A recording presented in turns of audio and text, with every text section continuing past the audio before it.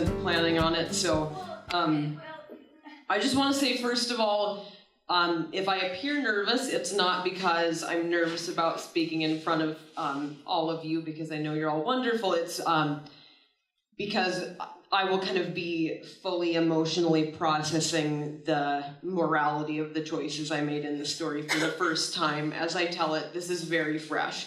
So you can probably, like, see my wounds. Anyway, I'm going to introduce you to the few of the main characters in the story, one of whom is Emily, my best friend from high school for a long time. She lives in New York City. If you were here in season 1, you may have heard some very incriminating stories about what we did in New York City. Character number 2, Emily's older brother, Sean, who is here tonight. And then character number 3, our mutual friend Cassie, friend of me, friend of Emily, friend also of Sean, but mostly of the two of us. So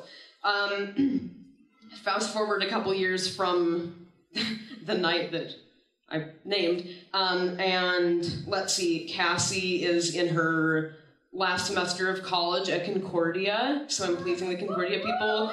I've just finished my last semester sort of at NDSU, so I'm so diplomatic here. And Emily is still doing her thing in New York, but we're kind of all convening because it's all of our mutual friend Eric and Rebecca's wedding. And so Emily's come back from New York. Sean, who was in the Marine Corps, is back from San Diego/Japan.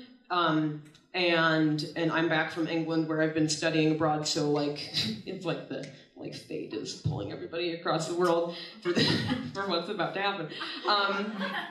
I should mention, a couple months previous to this wedding, Cassie and I had gotten together, because I had gotten back from England at this point, and even before Cassie and I had gotten together, Emily had called me, and she had said, hey, I think maybe Sean has like a little thing for Cassie. You should like mention to Cassie. You should mention to Cassie, like, just drop Sean's name, like, see what she says, try to like subliminally feed her these messages. And I'm like, okay. So 50% of my brain says like, oh, that's really cool. They seem like they might be good together. 50% of my brain like acknowledges the fact that as like a woman, like we like eat our own, and like I am very competitive, and I have also had like a little crush on Sean for like years, and I'm like, all right, we'll see. So Cassie and I get together for dinner, and I remember kind of like just like dropping Sean's name and just not getting a really strong sense, like her being like, oh yeah, he's back in town, but like not getting a really strong sense of that. And I guess I didn't try that hard to get her interested in him. But enough to like be able to say to Emily, like, oh yeah, I mentioned him, to like keep the best friend thing. So a couple months later, I'm so ashamed. So a couple months later, we're all back together, and it's like a few days before the wedding. My parents are out of town, and I decided I would have everybody over for like a little dinner thing at my house. And so it's Cassie, Emily, and Sean. And this is like the first time Sean and I have like really hung out in like years. We were aware of each other in high school and stuff, but there was like a little bit of an age difference. He was in Japan, I was in England, like all this stuff. So anyway, they come over. I have surreptitiously stocked the fridge with beer, which I know he likes, and I've also provided copious quantities of wine for the rest of us. Like knowing very well, like wine makes all of us like really foggy and makes you want to like crawl down by the river in the middle of the night, which is why I have a scar on my arm, which we did that night. But anyway, I you know, we were drinking some wine, playing some games, whatever, and I remember realizing, oh shit, I am getting shit-faced. No one else is yet. So I'm like, I'm gonna take my dog for a walk, but I want to be by myself. So like, I disappear for a while, and honestly, guys, I'm not sure. I know I went down by the river. That was the first time I went down by the river that night, and I came back. And because I did not want Sean to see me in this condition. And I remember like throughout that night, occasionally like Emily and I would kind of like leave the room and like see if anything would develop between Sean and Cassie, but I'm kind of like, that's kind of like my mode that night. And so anyway, the night progresses, nothing excruciatingly embarrassing happens as far as I can remember. And a few days later, it's the wedding. And Cassie and Emily are both in the wedding, so they have to go up a few hours early. So I took the opportunity to suggest Sean and I might carpool because I care about the environment.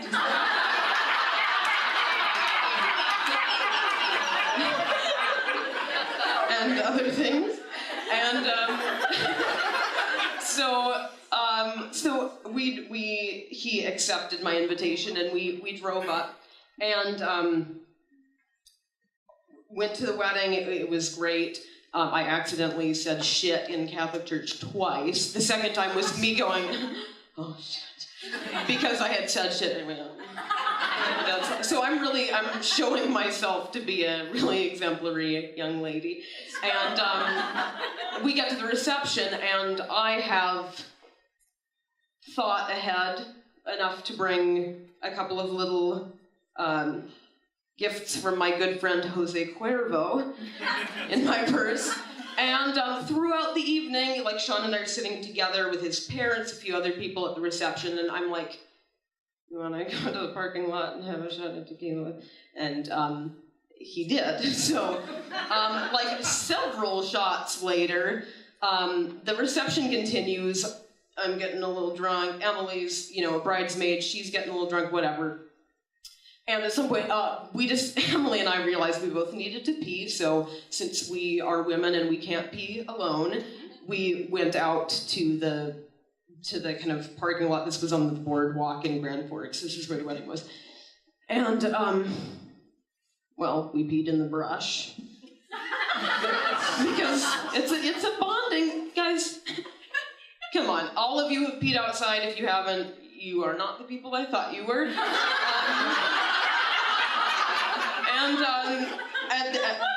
We're heading back in. And I said to Emily, I was like, okay, I just want to touch base with you. Sean and I were like hanging out a little bit, and I asked her if that was cool, fully expecting it would be totally fine because she had told me about the thing with Cassie. I just assumed this was not a boundary I needed to worry about, and she's like, I'm really sorry, but yeah, it's weird for me. And in my mind, I'm like, oh, but it wasn't weird for Cassie? Oh, okay. And then she proceeds to tell me, she said, it's just, you are my very best friend. And I would never want any part of our, I'm looking at you, Sean. I would never want any part of our friendship to change. It's perfect the way it is. And I will say, Emily and I don't know how this works, but we had never had issues. In most friendships, you have some kind of drama. You have time, periods you go through where you're just not as close for some reason. But we have been sisters, from the time that we became close on. There was never a break. And so I say to her, like, obviously you're my best friend too, and I say, okay, we're done. Sean and I are done. This is over. Nothing will happen.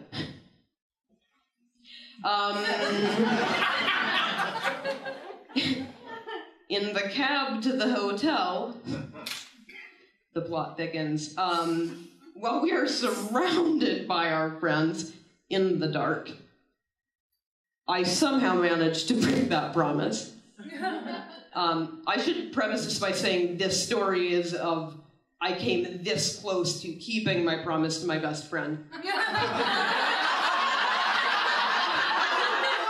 At this point, though, I feel like, okay, I screwed up a little bit, but the next morning, we drive back. The next morning, I called Emily and I was like, yo, I know I said last night, you're my best friend, and I would never do anything to F with that, howsoever. I was like, I drink tequila, and you know what happens, and, it just, sorry. And she says, she's like, well, I just really appreciate your honesty. She's like, I want you guys to be friends. Like, I don't want you guys to know. I would love it if you guys were, friends. It's weird for me because you're my best friend, it's my brother, whatever. And I'm like, okay. So this is like the second time I assured her, we're done now. Well, Emily went back to New York and Sean stayed, and we started hanging out more, and we for a good solid, very long, like 2 weeks, I managed to like not hold his hand, not do anything, and it'd be like, okay, good night, even though we were like talking to each other every day, whatever. And eventually there just came a point that I recognized my limitations. I remember distinctly, we had like had a really fun day, and we had come back, we'd come back to his place, and I was like, well, and we were in the habit of like just having like a very long sensual hug. And I remember looking at him and I was like, okay, what if? Because at this point I had still justified in my mind, like I had said to Emily, I won't go ahead with anything you aren't okay with. In my mind during these 2 weeks I'd been kind of diagramming the sentence and being like, well, what does go ahead mean? What does okay mean? Like I was like trying to define these, and I had kind of found a way to justify it, and I was like, okay, what if I just give you like just a little kiss goodnight? It's like, well, it didn't even happen. Well, that didn't work. And the next day I'm like,